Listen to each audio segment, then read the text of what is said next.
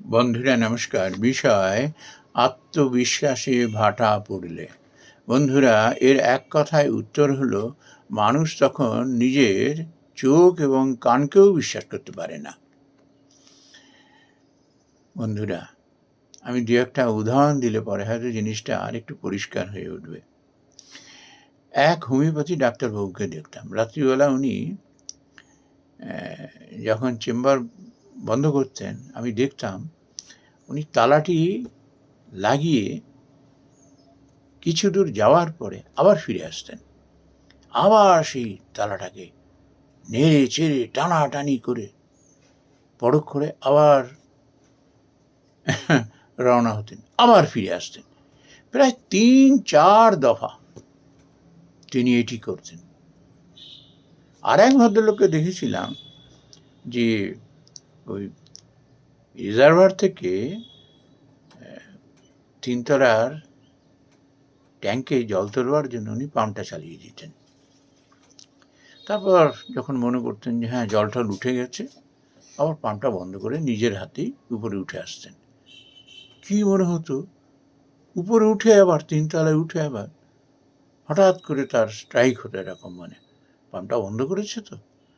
তারপর কান পেতে শুনতেন, বেশি পাম্পটা চলছে না তো। ওই পাম্পের এত আওয়াজ ৩ তলা কেন, ৪ তলাতেই মানুষ আরামসে আওয়াজ শুনতে পাবে, এরকম কান পাতার দরকার হবে না। কিন্তু ওই নিজের কানকেও তার বিশ্বাস হচ্ছে না।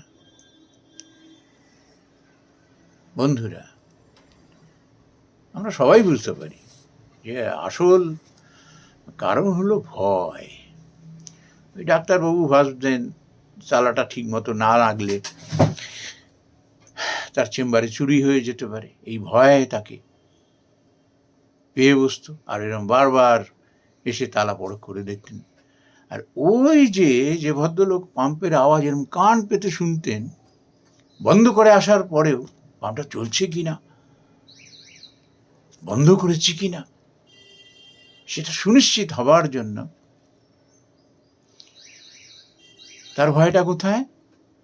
সে ভাবতো যদি পাম্পটা চলতেই থাকে তাহলে পরে তো ট্যাঙ্কির জল শেষ হয়ে একসময় তো হাওয়া ঢুকে যাবে, তখন তো পাম্প তো বিভ্রাট হবে, তখন তো সেই আবার সেই মিস্ত্রিকে ডাকো, সে তো অনেক হ্যাপা। এই ভয়, এই ছোটোখাটো জিনিস নিয়ে মানুষের মধ্যে, আমাদের মধ্যে এমনভাবে ভয় বাসা বাঁধে যে আমরা একটা সময় নিজের উপরে বিশ্বাস হারাতে বসি।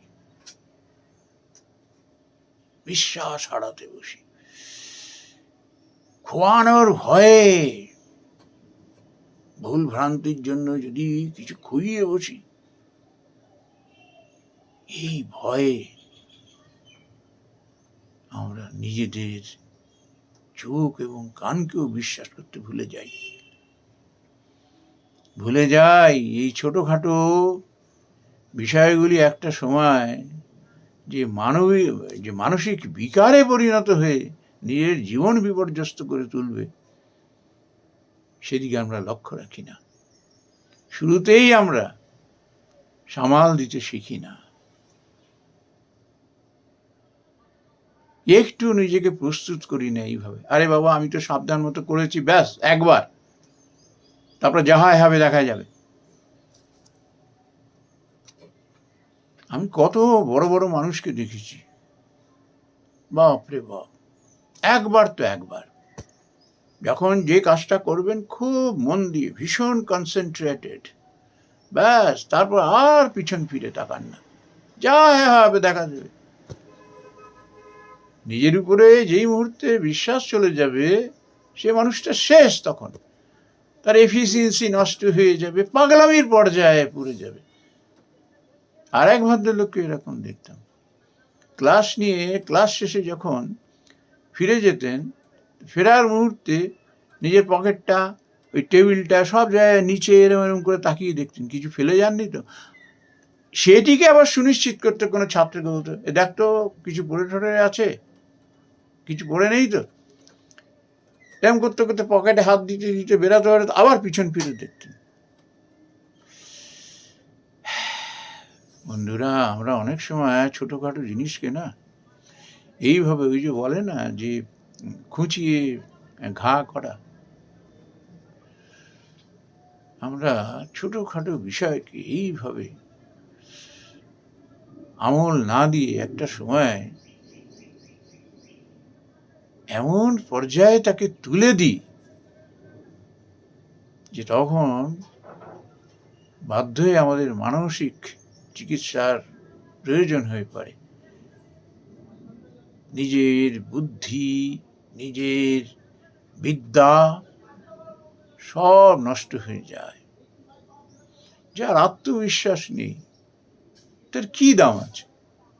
ভ্যালুলেস। স্বামী বিবেকানন্দের একটি কথা এই বিষয়ে খুব মনে করবার মতো। তিনি বলেছেন এরকম, যারা অতি সাবধানী না তাদেরই সব থেকে বেশি বিপদ হয়, তারাই বেশি সংকটে পড়ে। যে কত চরম সত্য, কিন্তু কয়েকটি উদাহরণ দিয়ে বোঝা যায়। এবং আমাদের আশেপাশে এরকম দেখি আমরা। ভয়, খোয়ানোর ভয়ে। কিন্তু বন্ধুরা, অভিজ্ঞতা লাভ কি চারটিখানে ব্যাপার? কত অমূল্য সম্পদ এই অভিজ্ঞতা। সেটি লাভ করতে গেলে মানুষকে খোয়ানোর জন্য প্রস্তুত হতে হয়। কিছু খুইয়ে পিছনে পড়ে থাকতে নেই, অতীত নিয়ে চিন্তায় বিভোর হয়ে থাকতে নেই, আবার ভবিষ্যতের কথা ভেবেও বর্তমানটাকে নষ্ট করতে নেই। আমি আমার বিচার বুদ্ধি কনসেন্ট্রেশন মতো ব্যাস করেছি, শেষ।